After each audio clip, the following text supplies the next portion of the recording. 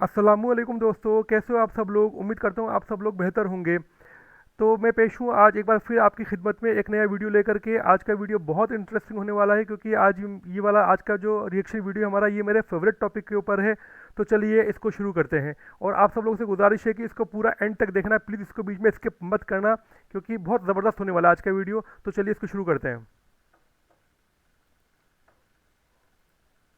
Topic पर वापस आए तो बिग ब्रदर और बिग बॉस जैसे शोज यहाँ पर क्या कर रहे हैं। इस नॉवल से बिल्कुल ऑपोजिट ये आपको cheapest form of entertainment provide कर रहे हैं, जिसमें दो चीजों का एक हैवी डोज है, एवरीडे सेडिज्म और वॉयरिज्म। पहले सेडिज्म को देखते हैं। इस इंग्लिश वर्ड की डेफिनेशन कुछ ऐसी है, the tendency to derive pleasure from inflicting pain, suffering और ह्यूमिलिएशन ऑन अदर्स। दूसरों को चोट पहुंचाकर दूसरों की बेइज्जती करने में मजा लेना। शायद आपको ये बात सुनकर काफी शॉकिंग लगे, लेकिन अगर आप बिग बॉस को देखने वाली ऑडियंस हैं तो आप भी इस सेडिस्टिक प्लेजर में हिस्सा ले रहे हैं। नॉर्मली जो सेडिस्टिक पर्सनैलिटी है इसे एसोसिएट किया जाता है मर्डरर्स या साइकोपाथ से, कि सिर्फ साइकोपाथ लोग ही होते हैं जो दूसरों का खून करके या दूसरों को चोट पहुंचाकर मजा लेते हैं, उन्हें खुशी मिलती है उस काम में। लेकिन कुछ साइकोलॉजिकल स्टडीज ने एक कम एक्सट्रीम कैटेगरी बताई सेडिज्म की, जिसे एवरीडे सेडिज्म का नाम दिया जाता है। जैसे कि एक 2013 की ये स्टडी जिसे पब्लिश किया गया था रेप्यूटेड जर्नल साइकोलॉजिकल साइंस में। इन्होंने साइकोलॉजिकल एक्सपेरिमेंट्स किए थे एवरीडे सेडिज्म के ऊपर। कुछ उदाहरण आपको देता हूं। याद करो एंशिएंट रोमन एम्पायर के जमाने में आपने किताबों में पढ़ा होगा कि ये जो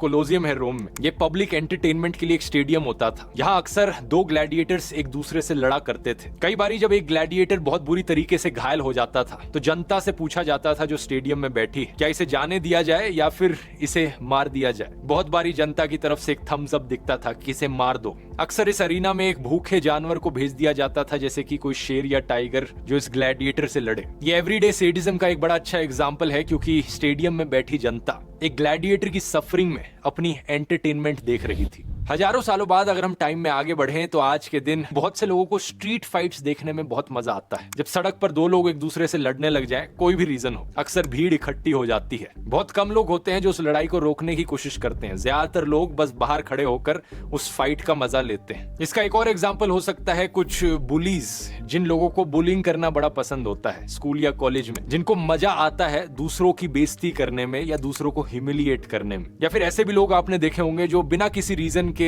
एक साइड में बैठे सड़क पे कुत्ते को लात मारने लग जाएंगे या पत्थर मारने लग जाएंगे, बस क्योंकि मजा आता है उसमें। एक मॉडरेट एग्जांपल इसका हो सकता है ऑफिस के अंदर एक बॉस जो एक एम्प्लॉय के पीछे ही पड़ जाता है बिना किसी कारण से, इसलिए नहीं कि कोई काम कराना हो, बस इसलिए क्योंकि उस बॉस को मजा आता है मेंटल पेन देने में अपने एम्प्लॉयज को। ये सब एवरीडे सेडिज्म के बड़े एग्जांपल्स हैं। मॉब लिंचिंग भी एक और उदाहरण है इसका। इसी साल मई के महीने में एक बिहार के माइग्रेंट वर्कर को लिंच कर दिया गया केरला में, एक भीड़ के द्वारा, जब एक्यूजेशंस उठे कि वो चोर था। ऐसा ही कुछ हुआ था पालघर के इंसिडेंट में भी, जब दो साधुस की लिंचिंग कर दी गई थी क्योंकि एक र्यूमर उठा था कि वो चाइल्ड किडनैपर थे। वो अलग बात है कि बाद में कुछ गोदी मीडिया एंकर्स ने इसमें हिंदू मुस्लिम का भी टच डाल दिया था, इसे कम्युनल एंगल देने के लिए। एवरीडे सेडिज्म के ढेर सारे एग्जांपल्स आपको लाइफ में हर जगह देखने को मिलेंगे। अगर सड़क पर कोई बोलता है कि देखो मैंने इस जेब काटने वाले को पकड़ लिया है, चार लोग वहां आकर उसे पीटना शुरू कर देते हैं। वो अपनी तरफ से जस्टिफिकेशन देते हैं कि मैं इसे इसलिए मार रहा हूं क्योंकि इसने जेब काटी है। लेकिन असलियत में ऐसी चीजों में कारण यही होता है, एक सैडिस्टिक प्लेजर डिराइव करना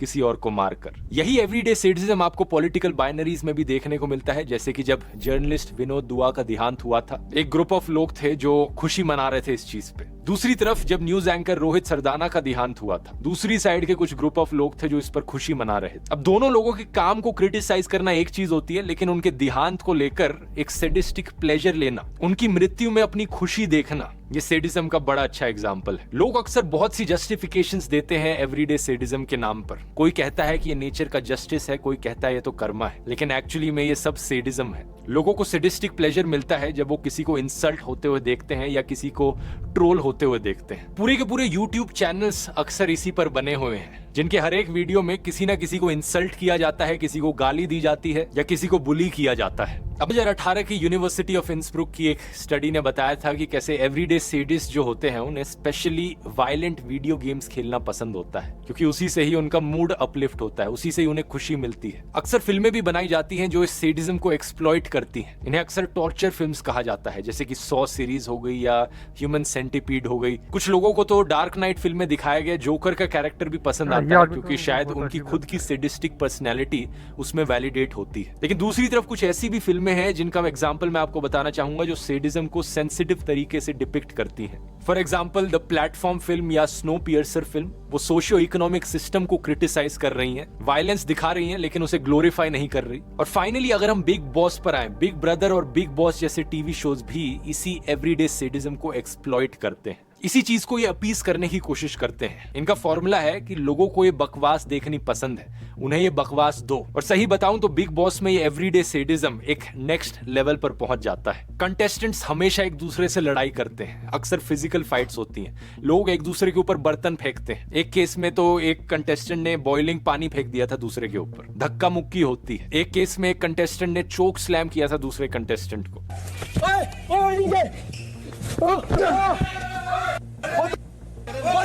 हाँ तो तेरे बाप का भी नहीं। बात में जाना नहीं।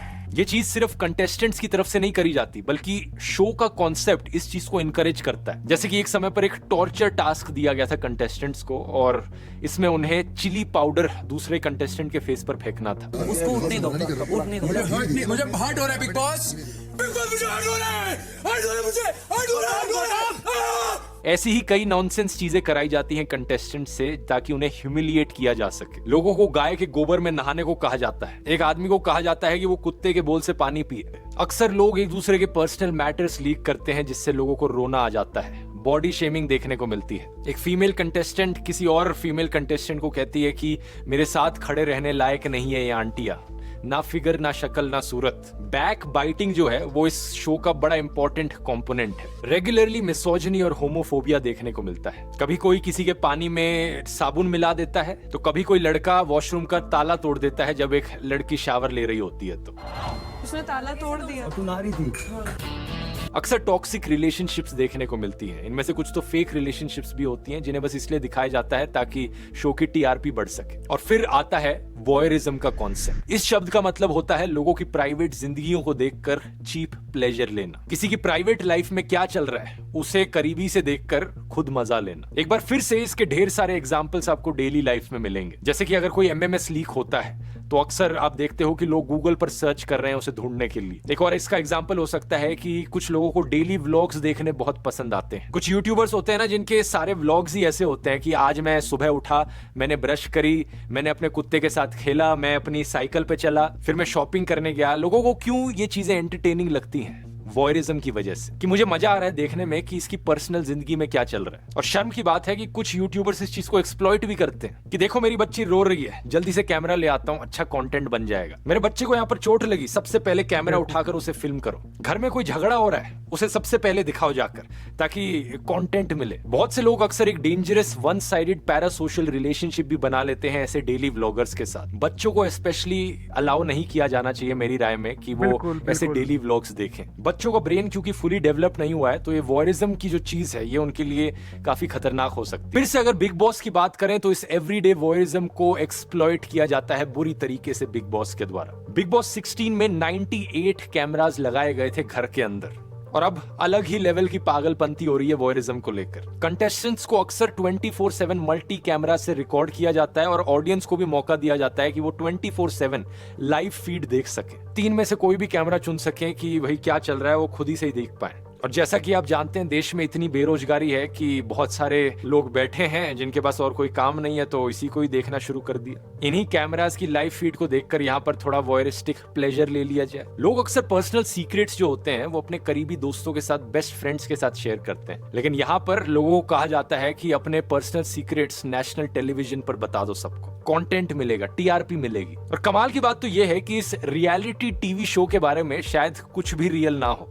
कंटेस्टेंट्स को पता है कि उन्हें 2400 घंटे रिकॉर्ड किया जा रहा है इतने सारे कैमरास के द्वारा। तो क्या कोई भी कंटेस्टेंट यहाँ पर अपनी नेचुरल स्टेट में बिहेव करेगा? क्या आपका बिहेवियर वैसा ही होगा जैसा नॉर्मली होता है? बिल्कुल भी नहीं। हर कोई किसी ना किसी लेवल तक सेल्फ कॉन्शियस तो होगा ही। दूसरा, यहाँ पर एक आर्टिफिशियल कॉम्पिटिटिव सेटअप बनाया जाता है इस शो में कि नेचुरली आपको दूसरों को इंसल्ट करना पड़ेगा, बैक बाइटिंग करनी पड़ेगी अगर आपको ऊपर उठना है तो। बिग बॉस के घर में इसे परफॉर्मेंस कहा जाता है। ये जो इंटरैक्शंस लोगों के बीच में हो रही हैं, क्या ये नेचुरल इंटरैक्शंस है जो असल जिंदगी में होंगी? असल जिंदगी में अगर इतने सारे लोगों को एक घर में रखा जाएगा, शायद ही कोई लड़ाई होगी किसी के बीच में। यहाँ पे जबरदस्ती ऐसे सेटअप्स किए जाते हैं कि लोगों के बीच में आर्ग्यूमेंट्स हो, लड़ाइयां हो। सच बात यह है दोस्तों कि दुनिया इतनी बेवकूफ नहीं है। हालांकि मैंने आपको एवरीडे सेडिज्म और एवरीडे वॉरिज्म के ढेर सारे एग्जांपल्स बताए, लेकिन ज्यादातर लोग ऐसे नहीं होते। बहुत से इंटेलेक्चुअल, वेल बिहेव्ड, डिग्निफाइड और कंपैशनेट लोग भी होते हैं दुनिया में। जैसा शो बनाने वालों का टाइम किसका जा रहा है? आपका जा रहा है। और मेंटल स्टेट किसकी इफेक्ट हो रही है? आपकी हो रही है। हनी सिंह से जब उसके मिसोजिनिस्ट गानों को लेकर पूछा जाता है तो उसकी तरफ से जवाब आता है कि ये तो सिर्फ एंटरटेनमेंट है, जनता यही चाहती है। अगर बिग बॉस के शो मेकर से आप पूछोगे कि ये क्या दिखा रहे हो जनता को, तो उनकी तरफ से भी जवाब यही आएगा। सेम जुमला दिया जाता है कि ये तो भाई एंटरटेनमेंट है, जनता ये चाहती है इसलिए हम उसे दिखा रहे हैं। Entertainment, entertainment, entertainment.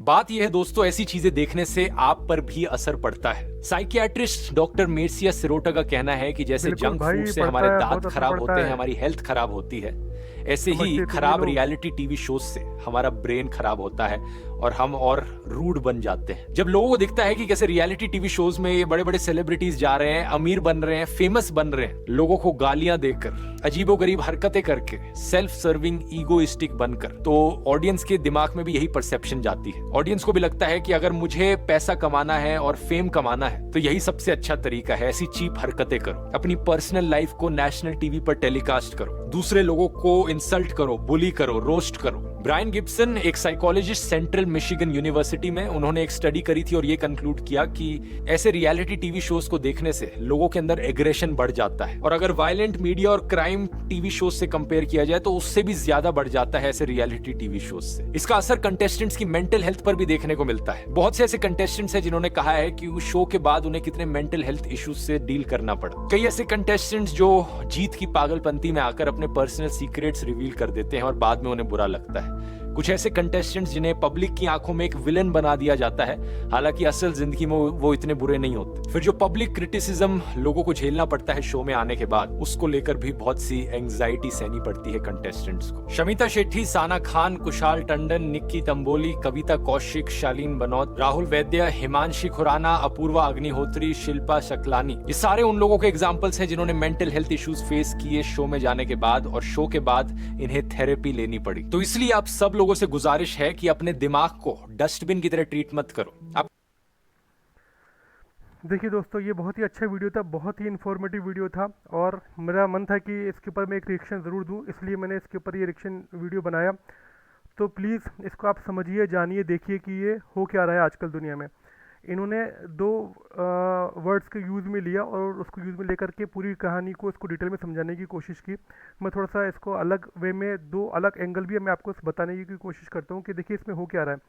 पहली तो चीज़ सबसे इम्पोर्टेंट ये है कि बिग बॉस में क्या बताया जा रहा है। बिग बॉस में आपको ये बताया जा रहा है कि अगर आप कोई गलत काम करते हो, कोई बुरा काम करते हो, बैक बाइट करते हो, क्रिटिसाइज़ करते हो, वल्गैरिटी फैलाते हो, कोई गलत काम करते हो, तो ऐसा करना कुछ बुरा नहीं है। और जो आदमी इस दुनिया में ख़राब काम करता है, गलत बातें करता है, गलत हरकत करता है, चीखता है, चिल्लाता है, लड़ता है, झगड़ता है, उसी ही की जीत होती है। तो बेसिकली ये लोग क्या कर रहे हैं? बेसिकली ये लोग जितने भी बुरे काम हैं, जितनी भी बुराइयां हैं, उन बुराइयों को सोशलाइज कर रहे हैं, उन बुराइयों को ऐसा प्रेजेंट कर रहे हैं कि उसको पब्लिकली सब लोग एक्सेप्ट कर लो। उसमें कुछ गलत ही नहीं है। किसी भी कीमत पे, किसी भी हाल में आपको कोई एक टास्क दिया जा रहा है, कोई एक सिचुएशन है, उस सिचुएशन से ओवरकम करके आपको जीतना है। कैसे जीतना है, कैसे भी जीतो, कोई फर्क नहीं पड़ता, सही गलत कुछ नहीं होता, बस आपको तो जीतना है। और बुरे काम करके जीतने में कुछ बुरा नहीं है। तो बुराई में भी ये लोग ये बता रहे हैं कि बुराई में भी कुछ बुराई नहीं होती है, बुराई को भी पब्लिकली एक्सेप्ट कर लो, बुरे काम करने वाले लोगों को और गलत चीज़ों को भी पब्लिकली एक्सेप्ट कर लो। तो ये तो इसका एक एंगल है। दूसरा देखो, बहुत एंगल इसका बहुत इंपॉर्टेंट है। दूसरा एंगल ये लोग क्या बताने की कोशिश कर रहे हैं? दूसरा एंगल में ये लोग ये बताने की कोशिश कर रहे हैं कि एक आई है जो कि ऑल सीन आई है, और वो ऑल सीन आई जो है वो सब कुछ देख रही है, और आपको उस ऑल सीन आई को, और वो जो वॉइस है, जो अननोन वॉइस है, उस अननोन वॉइस के हुक्म को मानना है।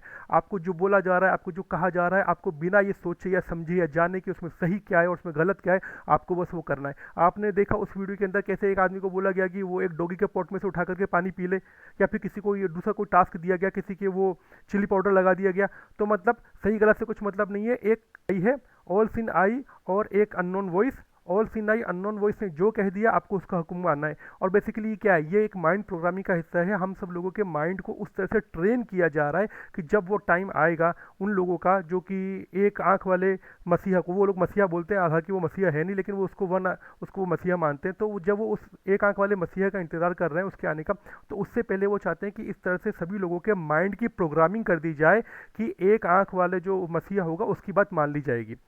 तो उस स्टेज पे ले जाने के लिए अभी से आपकी माइंड प्रोग्रामिंग की जाएगी, ताकि जब वो दिन आए तो आप लोग बिना किसी इफ़ एंड बट के, बिना किसी सवाल के, आप लोग बस, आपका माइंड ऐसा ही हो जाए कि हाँ ठीक है, हमको तो ऑल सीन आई की बात माननी है, एक अननोन वॉइस है उसका हुक्म मानना है।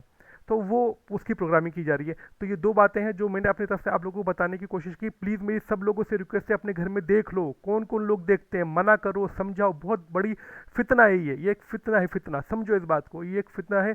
इस फितने को रोको, अपने घर के लोगों को समझाओ कि इस तरह की बेहूदगी देखने से बचें। इससे अच्छा तो कोई ढंग का कंटेंट देखो, कोई ढंग की चीज़ देखो, कोई इन्फॉर्मेटिव चीज़ देखो जिससे कि आपको नॉलेज मिले। तो ठीक है, इस वीडियो को यहीं पर ही ख़त्म करते हैं। आप सब लोगों से गुजारिश है कि कमेंट सेक्शन में ज़रूर बताइएगा आपको ये हमारा रिएक्शन वीडियो कैसा लगा, और इस वीडियो को ज़्यादा से ज़्यादा शेयर कीजिए, लाइक कीजिए, और हमारे इस चैनल को सब्सक्राइब कर लीजिए। तो बहुत जल्दी मिलेंगे एक नई वीडियो में। टिल देन अल्लाह हाफिज़।